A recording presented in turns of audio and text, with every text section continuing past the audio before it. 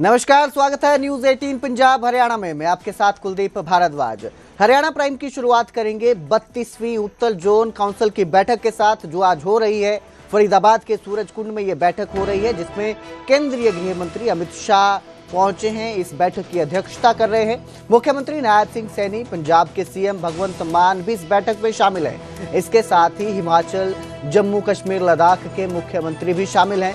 विभिन्न राज्यों के उपराज्यपाल और मुख्य सचिव भी इस बैठक में शामिल हैं। इस बैठक का उद्देश्य पड़ोसी राज्यों और केंद्र के बीच सहयोग बढ़ाना है, अंतर्राज्यीय विवादों को हल करना और क्षेत्रीय विकास को प्रोत्साहित करना है। तो आज ये बैठक है, इस बैठक की अध्यक्षता करने खुद केंद्रीय गृह मंत्री अमित शाह पहुंचे हैं। इनकी अध्यक्षता में ये बैठक चल रही है। हरियाणा के मुख्यमंत्री नायब सिंह सैनी के साथ पंजाब के मुख्यमंत्री भगवंत सिंह मान भी इस बैठक में शामिल है। वहीं हिमाचल और जम्मू कश्मीर, लद्दाख के मुख्यमंत्री भी बैठक में शामिल हुए हैं। बैठक में आंतरिक सुरक्षा के मुद्दों पर भी चर्चा की जाएगी।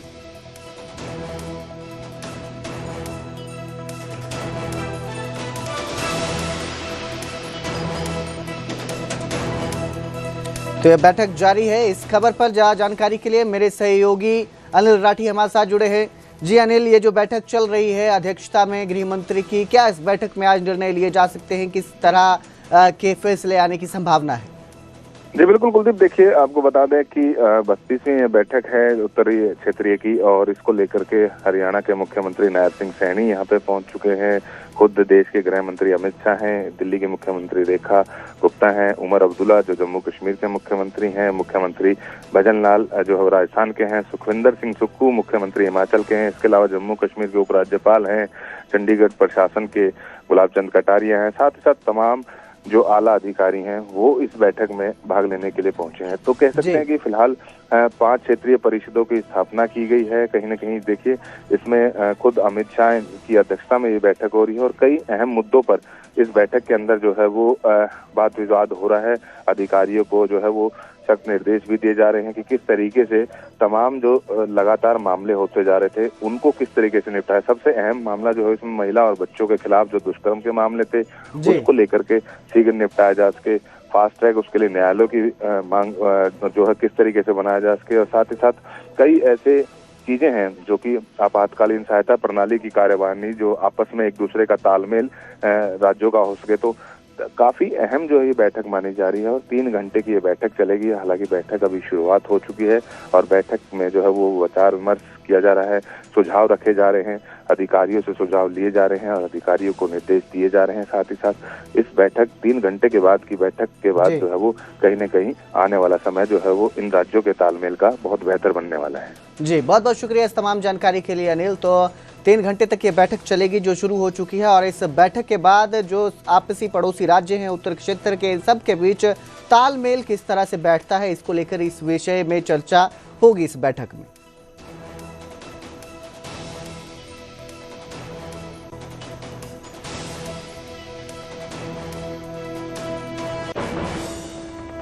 तो वहीं उत्तरी क्षेत्रीय परिषद की 32वीं बैठक शुरू होने से पहले श्रद्धांजलि दी गई। जम्मू के धमाकों में, माफी चाहूंगा, दिल्ली में जो धमाका हुआ था, इस धमाके में जम्मू के पीड़ितों को श्रद्धांजलि दी गई है। दिल्ली जम्मू के पीड़ितों को श्रद्धांजलि दी गई। जो भी इस हादसे में जो है मारे गए उनको श्रद्धांजलि दी गई। गृह मंत्री और 4 राज्यों के मुख्यमंत्रियों ने श्रद्धांजलि अर्पित की। तो बैठक शुरू होने से पहले जो दिल्ली में धमाका हुआ था, जम्मू में धमाका हुआ था, दिल्ली और जम्मू में जो धमाके हुए थे, इनमें जो लोग मारे गए थे उनके प्रति संवेदना व्यक्त की गई और श्रद्धांजलि दी गई।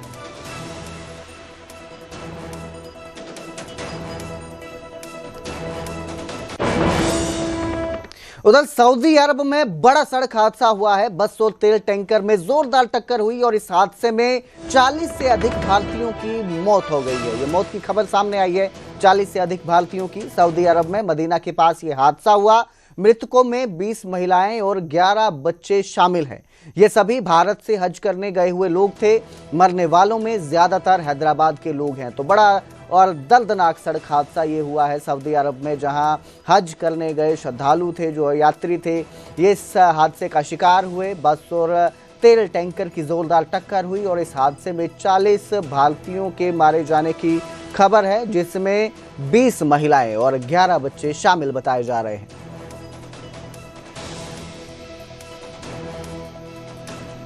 खबर अभी मालूम हुई है कि हैदराबाद के 2 ट्रैवल एजेंसी, एक fly zone tours and travels और अल मक्का हज एंड उम्रा के 42 हाजी मक्का से मदीना जा रहे थे बस में, और बस को आग लगने से मालूम हुआ कि सिर्फ एक शख्स की जान बची है। कंफर्म नहीं है, ये बात कह रहे हैं कि पूरों का इंतकाल हो गया।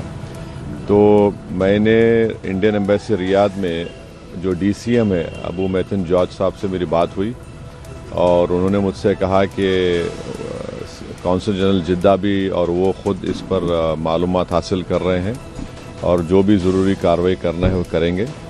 और साथ ही साथ मैंने इन तमाम उम्रा पैसेंजर्स के दोनों ट्रैवल एजेंसी से वीज़ा डिटेल्स लेकर कौंसल जनरल ऑफ इंडिया जिद्दा को और DCM इंडियन एम्बेसी रियाद को और साथ ही साथ फॉरेन सेक्रेटरी को मैंने ईमेल किया है। मेरी भारत सरकार से और ख़ास तौर से एक्सटर्नल अफेयर्स मिनिस्टर से जयशंकर साहब से ये रिक्वेस्ट है कि वो इमीडिएटली इस पर देखें, और अगर जिन लोगों की डेथ हुई है उनके परिवार ये चाह रहा है कि उनकी डेड बॉडीज़ जल्द से जल्द इंडिया को लाई जाए, और अगर कोई उसमें ज़ख्मी है तो उनको अच्छी से अच्छी वहाँ पर उनको इलाज हो सके। ये मैं रिक्वेस्ट करता हूँ हमारे एक्सटर्नल अफेयर्स मिनिस्टर से। और आप जिक्र करेंगे गुरुग्राम का, जहां AQI लेवल खतरनाक स्तर पर पहुंच गया है। शहर का AQI 350 के ऊपर दर्ज किया गया है। सुबह AQI 400 के करीब पहुंच गया था। दिल्ली NCR में ग्रेप 3 प्रतिबंध लागू हैं, इसके बावजूद जो प्रदूषण है वो बढ़ता जा रहा है। प्रशासन ने कई नियम लागू किए हुए हैं, बावजूद इसके लगातार प्रदूषण में बढ़ोतरी हो रही है, जो लोगों की सेहत पर गंभीर असर डाल रहा है। लोगों की सेहत को लेकर भी खतरा मंडरा रहा है। गुरुग्राम में AQI 350 के ऊपर दर्ज हुआ है। लगातार AQI बढ़ रहा है। एक तरफ ग्रेप 3 लागू किया गया है दिल्ली NCR में, जिससे उम्मीद जताई जा रही थी कि प्रदूषण जिस रफ्तार से बढ़ रहा है उसे कंट्रोल किया जाएगा, लेकिन बावजूद इसके जो गुरुग्राम है उसका AQI बढ़ता नजर आया है। सुबह के करीब ये 400 के करीब पहुंचा हुआ था AQI, और अब धीरे धीरे 350 के पार है। अभी भी कम तो हुआ है, लेकिन अभी भी AQI 350 के ऊपर दर्ज किया गया है। धीरे धीरे सूरज की रोशनी पड़ने के साथ AQI में थोड़ी गिरावट नजर आई, लेकिन जिस स्तर पर AQI पहुंच गया है वो लोगों की सेहत के लिए खतरनाक है। खासकर उन लोगों के लिए जिनको सांस के संबंधी बीमारी है, उनके लिए AQI ज़्यादा खतरनाक साबित होता है। उन्हें सांस लेने में तकलीफ होती है। इसके साथ ही जिन लोगों को तकलीफ नहीं भी है उनके लिए भी AQI खतरनाक है, क्योंकि आप इस तरह के प्रदूषण में जब सांस लेते हैं तो कहीं ना कहीं वो आपकी सेहत के लिए गंभीर खतरा पैदा करता है। इस खबर पर ज्यादा जानकारी के लिए मेरे सहयोगी धर्मवीर शर्मा हमारे साथ जुड़े हैं। जी धर्मवीर, जिस तरह से AQI लगातार बढ़ता जा रहा है, प्रदूषण को कंट्रोल करने के उपाय भी किए जा रहे हैं, क्या वजह लग रही है कि जिस वजह से ये लगातार बढ़ता जा रहा है, प्रदूषण कंट्रोल नहीं हो रहा? बिल्कुल, देखिए कई सारी वजह हैं जिसकी वजह से प्रदूषण लगातार बढ़ रहा है। एक तरफ जहाँ ये कहा जा रहा है कि पराली एक वजह है, दूसरी तरफ ये कहा जा रहा है कि इस वक्त जो मौसम होता है उसमें हवाएं ज्यादा चलती नहीं है, जिसकी वजह से जो स्मोग है वो वायुमंडल में रहता है और उसकी वजह से ज्यादा प्रदूषित हवा जो है वो रहती है एक जगह इकट्ठा होने की वजह से, और लगातार प्रदूषण बढ़ता रहता है। ग्रेप 3 जरूर लागू किया गया है सरकार की तरफ से, उसमें कई सारे प्रतिबंध लगाए गए हैं। खासतौर से छोटे बच्चों की जो स्कूलें हैं वो ऑनलाइन मोड पर की गई हैं। जो डीजल वाहन है उनको लेकर सख्ती बरती गई है। कंपनियों में जो डीजल जनसेट चलाए जाते हैं उन पर पाबंदियां लगाई गई हैं। बड़े कंस्ट्रक्शन जो काम है उन पर पाबंदियां लगाई गई हैं। इन सब के बावजूद भी लगातार प्रदूषण बढ़ रहा है। सुबह के वक्त जहां प्रदूषण 400 AQI को पार कर जाता है, वहीं दिन के समय में भी 350 के आसपास AQI रह रहा है। तो जाहिर सी बात है कि लोगों के लिए बड़ा मुश्किल है इस वक्त सांस लेना। इसीलिए सरकार ने भी ये एक तरह से एडवाइजरी जारी करी है, खासतौर से जिनको सांस की बीमारी है वो जल्दी घर से ना निकले, पार्क में घूमने ना जाएं, बल्कि घर पर रहें और धूप निकलने के बाद ही घर से बाहर निकले। तो कई सारी एडवाइजरी जारी की है। तो जाहिर सी बात है कि लोगों को भी खुद भी अपना ख्याल रखना होगा। जब AQI ठीक हो तो उसके बाद ही कम से कम घर से बाहर निकले। जी बिल्कुल, बहुत बहुत शुक्रिया इस तमाम जानकारी के लिए धर्मवीर। तो जिस तरह से AQI बढ़ रहा है, सबसे ज़्यादा ज़रूरी रहता है कि लोग भी अपना ख्याल रखें, जितना ज़रूरी हो उतना ही घर से बाहर निकलें, ज़रूरत से ज़्यादा बाहर निकलने से बचें और अपने स्वास्थ्य का ध्यान रखें।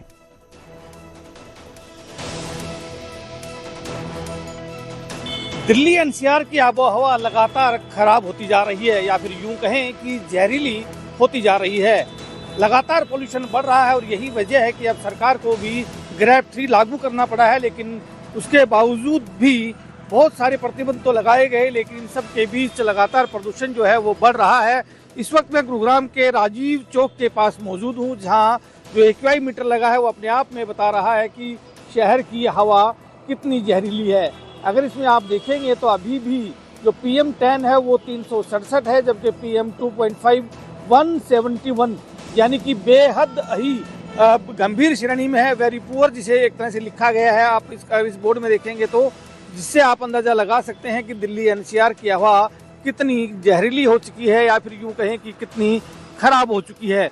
लगातार हम बात करें तो जब से प्रदूषण बढ़ा है उसके बाद से लगातार कोशिशें की जा रही हैं सरकार की तरफ से, कई सारे प्रतिबंध लगाए गए हैं। अब जब ग्रेड 3 लगा दिया गया है तो जाहिर सी बात है कि जो बड़े कंस्ट्रक्शन साइट्स हैं उनको बैन किया गया है। इसके साथ साथ जो पुराने डीजल वाहन हैं उनको बंद किया गया है। दिल्ली NCR में BS 1, 2, 3 जो वाहन है वो नहीं चल पाएंगे। इसके साथ साथ खुले में कूड़े जलाने के ऊपर भी प्रतिबंध है, और खास तौर से जनसेट के ऊपर कोई भी कंपनी अब काम नहीं कर सकती, उसे एक तरह से चालू नहीं किया गया है। एक तरह से सरकार भी अनुरोध कर रही है कि जो लोग गाड़ियों से निकलते हैं वो कोशिश करें कि ज़्यादा से ज़्यादा पब्लिक ट्रांसपोर्ट का इस्तेमाल करें। साथ ही बड़े बुजुर्ग और साथ ही छोटे बच्चों को हिदायतें दी गई हैं कि वो जल्दी घर से बाहर ना निकलें, बल्कि इंतजार करें कि जब ज़्यादा तेज़ धूप हो तो उसके बाद ही बाहर निकलें। अब बेशक तेज़ धूप हो चुकी है, लेकिन बावजूद इसके लगातार जो पोल्यूशन है वो बढ़ा हुआ है। बेहद गंभीर श्रेणी में इस वक्त हम कह सकते हैं कि दिल्ली NCR की आबो हवा है। तो ऐसे में खुद के बचाव में ही बचाव है, तो जाहिर सी बात है कि सरकार भले ही कड़े फैसले ले रही हो, लेकिन इन सब के बीच खुद को भी काफ़ी चीज़ों से बचाना होगा ताकि इस जहरीली हवा से बचा जा सके। तो वहीं गुरुग्राम की तरह बहादुरगढ़ में भी AQI जो है वो लगातार बढ़ रहा है। AQI 439 के करीब दर्ज किया गया। लगातार बढ़ते AQI से लोगों की परेशानी भी बढ़ती जा रही है। वहीं जिस कदर प्रदूषण बढ़ रहा है वो लगातार एक समस्या बना हुआ है, एक चेतावनी बना हुआ है कि किस तरह से उसे कंट्रोल किया जाए।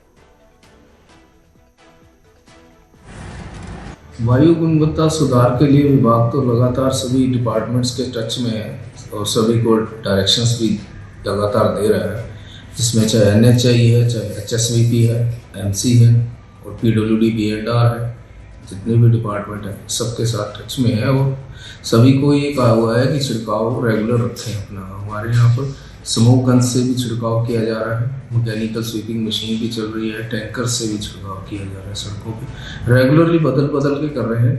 मतलब कुछ एक ऐसे एरिया है जहाँ पर थोड़ा सा सड़कें खराब है, तो उस हालत के अंदर उन सड़कों से डस्ट निकलती है, उसको कंट्रोल करने के लिए वहाँ पर छिड़काव थोड़ा ज़्यादा फ्रीक्वेंसी बढ़ाई गई है। और जैसे AQI है सभी के लिए एक समस्या भी है, दिल्ली भी में भी ज़्यादा AQI है, बहादुरगढ़ में भी है। तो सभी विभागों से फिर दोबारा मेरा अनुरोध है कि कृपया करके छिड़काव की फ्रीक्वेंसी और बढ़ा दें, स्मोक गन्स और लगाएं। बाकी जितने कंस्ट्रक्शन प्रोजेक्ट्स हैं वहाँ भी स्मोक गन्स प्रोवाइड की हुई है। दूसरी समस्या आती है हमें जो ये कचरा जलाना की, जैसे सफाई कर्मचारी हो गए, जो भी होगी कचरा इकट्ठा कर देते हैं, तो शाम को उठाने की बजाय कुछ एक लोग आग लगा देते हैं। ये हमारे पास शिकायतें आई हुई है। कुछ एक एरिया है जहाँ पर कचरा ये जमा हो जाता है, फिर उसको आग लगा देते हैं। उसकी वजह से भी जो ये क्या हुआ। और अब जिक्र करेंगे दिल्ली ब्लास्ट मामले का, जिसमें बड़ी गिरफ्तारी हुई है। NIA ने i20 कार के मालिक आमिर राशिद को गिरफ्तार किया है। NIA ने दिल्ली से आरोपी आमिर को गिरफ्तार किया। आमिर राशिद के नाम पर यह i20 कार रजिस्टर्ड थी, जिसमें धमाका हुआ था। ब्लास्ट वाली कार जो थी वो आमिर राशिद के नाम पर रजिस्टर्ड थी।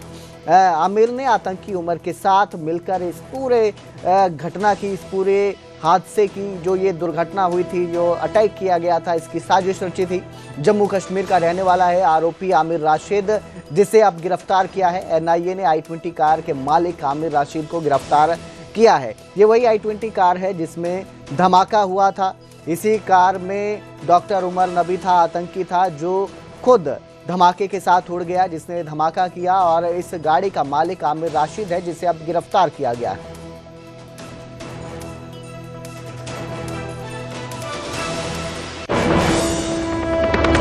दिल्ली ब्लास्ट मामले में नूह से 2 और गिरफ्तारियां हुई हैं। दोनों पर आतंकियों को फंडिंग देने के आरोप हैं। अल फलाह यूनिवर्सिटी से जुड़े हैं ये दोनों आरोपी, और आतंकी उमर के ठिकाने वाले घर की भी बैरिकेडिंग की गई है।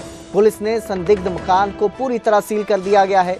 3 दिन से एजेंसियां लगातार लू में कार्रवाई कर रही हैं, लगातार छापेमारी की जा रही है, रेड की जा रही है, ताकि जितने भी संदिग्ध लोग हैं उनकी पहचान हो सके और इस मामले में हम सुराग कोई हाथ लगे, आरोपियों तक पहुंचा जाए, दोषियों तक पहुंचा जाए, जो भी दिल्ली अटैक मामले में शामिल थे सबको काबू किया जाए। इसको लेकर लगातार एजेंसियां काम कर रही हैं। एजेंसियों के रडार पर करीब 200 संदिग्ध लोग हैं।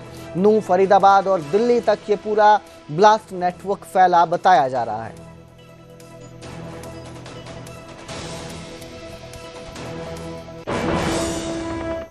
तो वहीं दिल्ली ब्लास्ट मामले में रोहतक की प्रियंका को हिरासत में लिया गया, पूछताछ के लिए हिरासत में लिया गया है।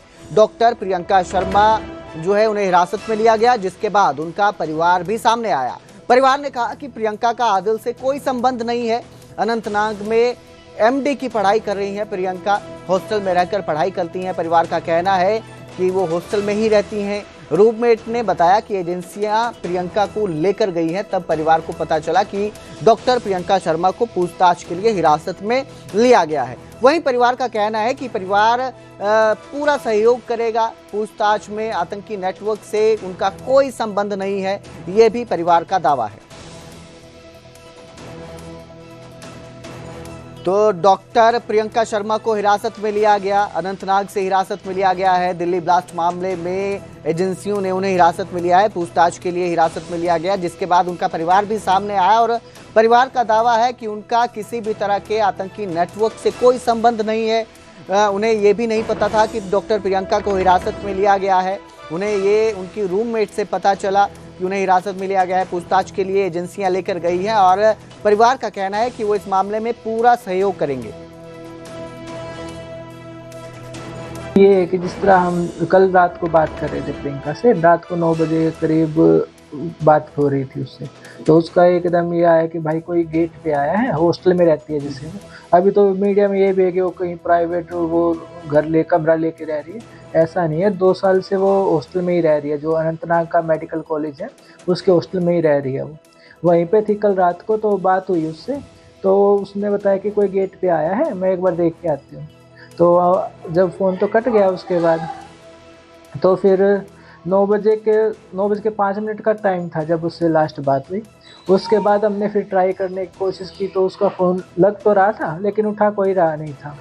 तो फिर लगभग 11-12 बजे करीब फिर जिससे उसके रूममेट से जो बात हुई उसके फ़ोन से, तो उन्होंने बताया कि वो जांच एजेंसियाँ थी, वो उनको पूछताछ के लिए लेके गई थी। ये था। तो क्या पूछा, बताया प्रियंका ने क्या कुछ पूछा? नहीं, उनसे तो यही था कि आपने कहाँ से कहाँ के रहने वाले हो, कहाँ का MBBS किया है, क्या है, इस तरह नॉर्मली बातचीत की थी। बीजेपी राष्ट्रीय अध्यक्ष की पत्नी कुरुक्षेत्र पहुंची, पिहोवा सरस्वती मंदिर में पहुंची। धर्म पत्नी है JP नड्डा की। बीजेपी कार्यकर्ताओं ने जिनका गर्मजोशी के साथ स्वागत किया। डॉक्टर मल्लिका नड्डा ने मंदिर में माथा टेका। गुरुद्वारा छठी पातशाही में भी वो नतमस्तक हुई। तो आज कुरुक्षेत्र पहुंची थी, पिहोवा सरस्वती मंदिर पहुंची। JP नड्डा की पत्नी JP नड्डा बीजेपी के राष्ट्रीय अध्यक्ष हैं। उनकी पत्नी के कुरुक्षेत्र पहुंचने पर बीजेपी कार्यकर्ताओं ने गर्मजोशी से उनका स्वागत किया।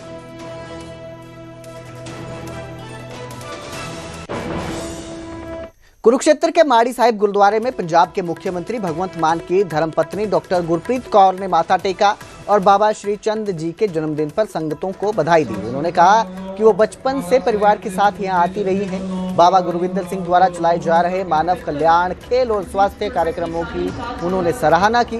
डॉक्टर गुरप्रीत कौर ने गुरु तेग बहादुर जी की 350वीं शहीदी वर्षगांठ को मानवता की प्रेरणा बताया। इस मौके पर उन्हें सरोपा देकर भी सम्मानित किया गया। ਜਦੋਂ ਤੋਂ ਅਸੀਂ ਹੋਸ਼ ਸੰਭਾਲੀ ਹੈ, ਅਸੀਂ ਆਪਦੇ ਮਾਪਿਓ ਨਾਲ ਹਰ ਸਾਲ ਮੈਨੂੰ ਲੱਗਦਾ ਅਨੇਕਾਂ ਵਾਰ ਇੱਥੇ ਆਏ ਹਾਂ। ਮਹਾਰਾਜ ਦੇ ਅੱਗੇ ਨਤਮਸਤਕ ਹੋਣ ਆਏ ਹਾਂ, ਬਾਬਾ ਸ਼੍ਰੀ ਚੰਦ ਜੀ ਦੇ ਅੱਗੇ ਨਤਮਸਤਕ ਹੋਣ ਆਏ ਹਾਂ ਤੇ ਅੱਜ ਮੈਂ ਉਸੇ ਭਾਵਨਾ ਨਾਲ ਦੁਬਾਰਾ ਇੱਥੇ ਨਤਮਸਤਕ ਹੋਣ ਆਈ ਹਾਂ ਕਿ ਮਹਾਰਾਜ ਸਾਰੀ ਜਿਹੜੀ ਸਾਧ ਸੰਗਤ ਹੈ ਤੇ ਮੇਰਾ ਭਰਿਆ ਹੱਥ ਰੱਖਣ, खुशियां खेड़े हर घर च वसन। अज मेरा इत्थे आउणा राजनीति को प्रेरित नहीं हैगा, ये मेरा क्योंकि मैं तुहानूं पहलां भी दस चुकी कि इत्थे आउणा मेरे लिए इवें है जिवें मैं आपदे घर आई हूं। बाबा जी नाल इन्ना साडा परिवारक रिश्ता है, परिवारक प्यार है करनाल की इंद्री पुलिस ने चोरी और छीना झपटी की लगातार वारदातों को अंजाम देने वाले 13 आरोपियों को काबू किया है। यह गिरोह नहर की पटरी के आसपास लोगों से मोबाइल और पैसे छीनकर फरार हो जाता था। पुलिस ने इनके पास से 4 मोटरसाइकिल भी बरामद की हैं, जिनमें से एक चोरी की है। कई आरोपियों पर पहले से 2 से 9 मुकदमे दर्ज हैं। नशे की लत पूरा करने के लिए ये सभी वारदातें करते थे। पुलिस अब इनसे पूछताछ कर रही है कि इनके साथ और कौन से लोग हैं, इनका नेटवर्क कहां तक फैला हुआ है।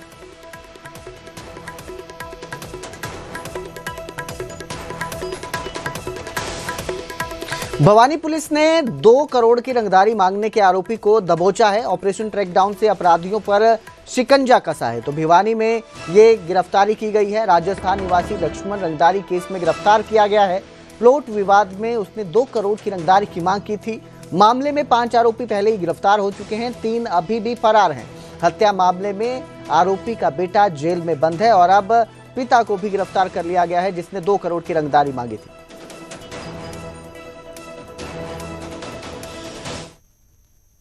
हरियाणा प्राइम में फिलहाल इतना ही। बाकी की खबरों के लिए देखते रहिए न्यूज़ 18 पंजाब हरियाणा।